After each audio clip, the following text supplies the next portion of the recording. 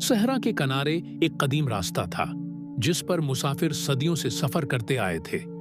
ये रास्ता एक तरफ शहर के दरवाजों तक ले जाता तो दूसरी तरफ लक ओ दक मैदानों, पहाड़ों और बस्तियों से होता हुआ दूर दराज के देहातों में जा निकलता।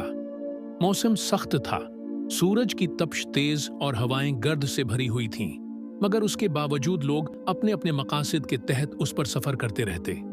उन्हीं दिनों एक दिन ऐसा हुआ जब दो अजनबी मुसाफिर एक ही वक्त में इस रास्ते पर चल निकले।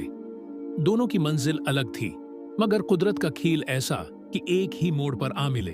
उनमें एक था हुस्न बन मालिक, एक दौलतमंद ताजिर जिसके काफिले में कई ऊंट, खच्चर, नौकर, गुलाम और कीमती सामान शामिल था। लिबास खुशबुओं से महका हुआ, हाथों में अंगूठियां, चेहरे पर रवनत और निगाहों में गुरूर। वो समझता था कि दुनिया की हर शय दौलत से हासिल की जा सकती है। दूसरा मुसाफिर था फहद, एक दबला पतला, सादा कपड़ों में मलबूस जवान मजदूर जो दूर के एक गांव से रोजी की तलाश में निकला था। उसके पास न सवारी थी, न सोना चांदी, बस एक कपड़ों की छोटी सी गुठरी, एक पुराना बर्तन और दिल में भरोसा कि कहीं न कहीं कोई रिज्क का दरवाजा खुलेगा। वो कमगो था, मगर उसकी आंखों में सब्र, आजिज़ी और उम्मीद की चमक थी। रास्ते में एक मकाम आया जहां एक पुरानी झोंपड़ी थी और उसके सामने एक सायादार दरख्त के नीचे एक बुजुर्ग दरवीश बैठा हुआ था। दरवीश की लंबी सफेद दाढ़ी, सिर पर सफेद अमामा, हाथ में तस्बीह और चेहरे पर सुकून का ऐसा नूर था कि राह चलते मुसाफिर रख जाया करते। ताजिर ने ऊंटों को एक तरफ बंटवाया और खुद हाथ में तस्बीह लेकर खड़ा हुआ। दरवीश के पास आया, जबकि मजदूर भी थकन से नढाल होकर वहीं साये में बैठ गया। दरवीश ने खामोशी से दोनों को देखा और अपनी मुट्ठी की सराही से ठंडा पानी निकालकर दो मिट्टी के प्यालों में डालकर पेश किया। फिर अपनी पिरानी चादर में से दो रोटियां निकालें और बराबर बराबर दोनों को दें। फहद ने अदब से हाथ बांधकर कहा, अल्लाह का शुक्र है, आप जैसे लोग ही असल नेकी का चिराग हैं। ताजिर ने रोटी को देखकर चेहरा चढ़ाया और कहा, यह भी कोई खाने की चीज है? मुझे तो अफसोस हो रहा है यहां रुकने पर। दरवीश खामोश रहा, बस हल्की मुस्कुराहट उसके चेहरे पर आई। कुछ देर बाद उसने झोंपड़ी में जाकर एक संदूकचा खोला और उसमें से दो छोटे कपड़े के थैले निकाले। वापस आकर दोनों मुसाफिरों के सामने रख दिए। दरवीश ने कहा, ये थैले तुम दोनों के लिए हैं, इनमें तुम्हारी आजमाइश छपी है, मगर एक शर्त है, तुम उन्हें अपनी मंजिल तक पहुंचने तक नहीं खोलोगे।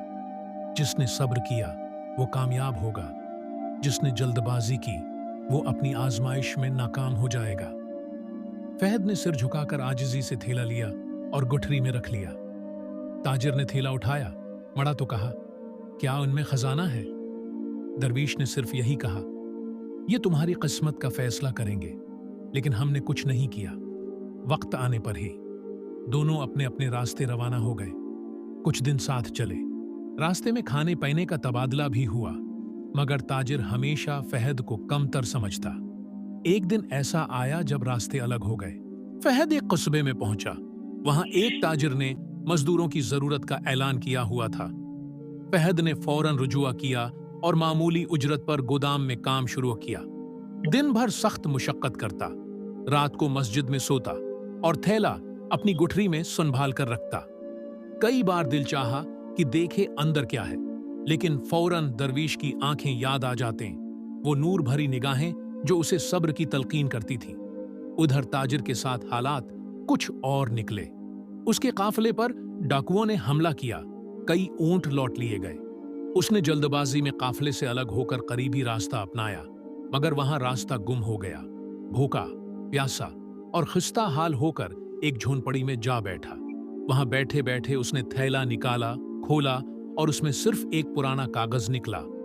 उस पर लिखा था, जो वक्त से पहले खजाना खोलता है वो अपना नसीब खो देता है। ताजिर ने कागज फाड़ दिया, चीखा, चलाया, मगर कुछ ना बदला। उसने दरवीश को तलाश करना चाहा, मगर वो तो जैसे जमीन में समा गया हो। फहद के दिन बदलने लगे। उसकी ईमानदारी, वक्त की पाबंदी और नर्म तबीयत ने दुकानदारों, गाहकों और कस्बे वालों को मुतासिर कर दिया।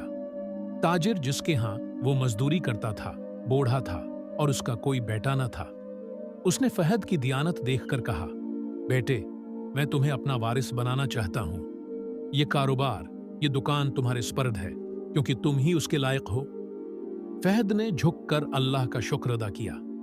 وہ اب خوشحال، معزز اور نیک شخص بن چکا تھا، مگر اس نے کبھی غرور نہ کیا، کبھی بھی وہ تھیلا نہ کھولا۔ کئی سال بعد جب وہ اس مقام پر گیا جہاں درویش سے ملاقات ہوئی تھی، تو وہاں اب جھونپڑی نہ تھی، مگر وہی درخت موجود تھا۔ اس نے تھیلا نکالا، اسے چوم کر زمین پر رکھا اور آسمان کی طرف دیکھ کر کہا، اے میرے رہنما، میں نے امانت میں خیانت نہ کی، میں نے صبر کیا، میں نے آپ کے حکم کی لاج رکھی۔ اچانک تیز ہوا چلی، درخت کی شاخیں ہلنے لگی اور فہد کو ایسا محسوس ہوا جیسے کوئی نرمی سے کہہ رہا ہو، تم کامیاب ہو گئے فہد، تم نے خود کو پا لیا۔ اور یوں ایک مزدور جس کے پاس دنیاوی کچھ نہ تھا، صبر، ایمان اور سچائی کی بدولت وہ مقام پا گیا جو مال و دولت سے کبھی نہیں خریدا جا سکتا۔